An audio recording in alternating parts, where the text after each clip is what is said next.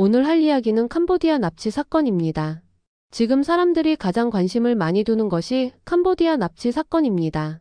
2025년 8월 초 더불어민주당 소속인 박찬대 의원은 자신의 지지자로부터 구조 요청을 받았습니다. 자녀가 캄보디아에 갇혀 있다고 텔레그램으로 연락이 왔다는 지지자의 구조 요청을 받은 것입니다. 그러자 곧바로 외교부, 국정원 등의 기관과 협조를 진행했습니다. 8월 9일에 한국 국민 14명이 안전하게 구출될 수 있었습니다. 박찬대 의원은 피해자를 구출하는 과정에서 사전 모니터링 미비와 대응 한계를 인식하고 영사조력법 개정안을 발의했습니다. 범죄 방식은 고액 알바 공고를 이용하는 방식이었습니다. 그것을 보고 속은 피해자들은 공항에서 차를 태우고 바로 납치를 진행당했습니다. 그리고 피해자가 기적적으로 남자친구에게 메시지를 보냈습니다. 피해자 아버지는 경찰과 외교부에 문을 두드렸지만 사실상 거절을 당했습니다. 그러다가 박찬대 의원의 명함으로 전화를 걸었습니다. 그 소식을 들은 박찬대 의원실이 움직여 외교부와 국정원을 움직였습니다. 그리고 현지 경찰이 건물을 급습하여 한국인 14명을 구출할 수 있었던 것입니다. 또 다른 사건은 대학생이 캄보디아 박람회에 다녀오겠다며 캄보디아로 향했습니다. 그리고 한 달이 지난 시점에 심장마비로 범죄자의 차량에서 사망한 채로 발견되었습니다. 원인은 당연히 고문으로 인한 심장마비였습니다. 국내에서는 대포통장 모집책을 체포했습니다. 이 계획스X는 현지에 가면 동료들이 은행 통장을 비싸게 사줄 거라며 피해자를 캄보디아로 보냈습니다. 현지 경찰은 중국인 용의자 3명을 체포했습니다. 나머지 2명의 중국인 용의자는 계속 도주 중입니다. 그 외에도 납치 사건이 발생했습니다.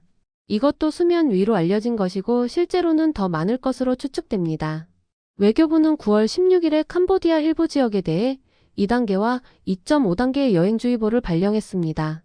주 캄보디아 대사관 경찰 인력 등도 증언했습니다. 경찰도 10월 12일에 코리안 데스크 설치를 비롯한 총력 대응을 추진하겠다고 발표했습니다.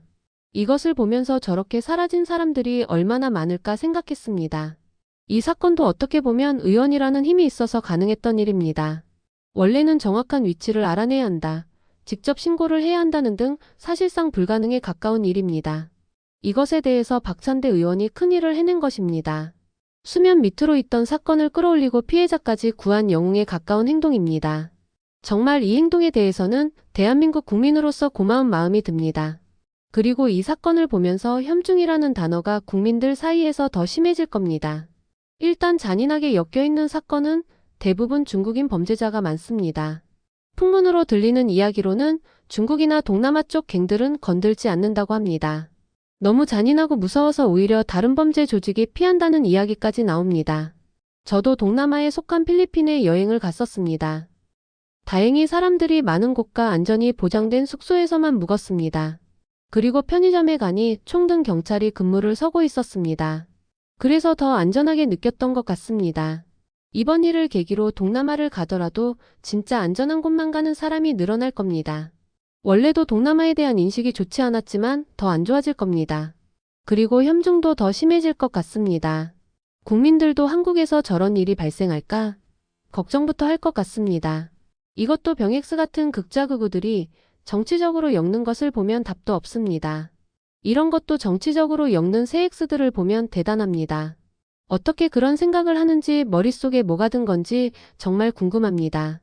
여러분들도 여행 갈 때 정말 조심했으면 좋겠습니다. 비싸더라도 안전한 숙소에 머물고 함부로 안전구역에서 벗어나지 않았으면 좋겠습니다. 그리고 대가 없는 고수익 알바는 없다는 것을 명심해줬으면 좋겠습니다. 이상 자유로운 이야기였습니다.